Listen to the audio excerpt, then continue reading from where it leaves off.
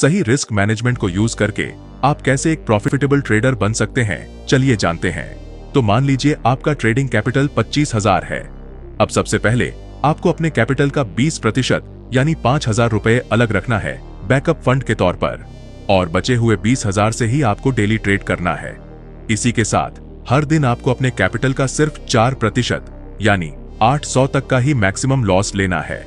अब मान लो आपने निफ्टी में एक ट्रेड लिया है जहां आपका स्टॉप लॉस 10 पॉइंट्स का है, तो अब पोजीशन साइज निकालने के लिए हम डेली लॉस को स्टॉप लॉस के साथ डिवाइड करेंगे।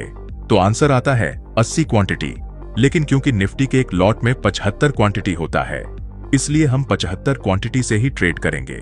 और अगर आप हर ट्रेड में 1:3 के रिस्क टू रिवॉर्ड रेशियो को फॉलो करते हैं तो 10 पॉइंट्स के स्टॉप लॉस पर यहां आपका टारगेट 30 पॉइंट्स का होना चाहिए। अब अगर आप इन रूल्स को फॉलो करके एक महीने में 12 दिन लॉस करते हो तो आपका टोटल लॉस होगा 9,000 का। लेकिन वही अगर आप सिर्फ 8 दिन प्रॉफिट करते हो तो आपका टोटल प्रॉफिट होगा करीब 18,000 का। इसी के साथ हमें हर ट्रेड में 60 रुपए का ब्रोकरेज के हिसाब से टोटल 1,200 रुपए का ब्रोकरेज देना होगा। तो अगर हम टोटल प्रॉफिट में से लॉस और ब्रोकरेज को माइनस करें तो भी एक महीने के एंड में आप 7,800 रुपए के प्रॉफिट में रहेंगे।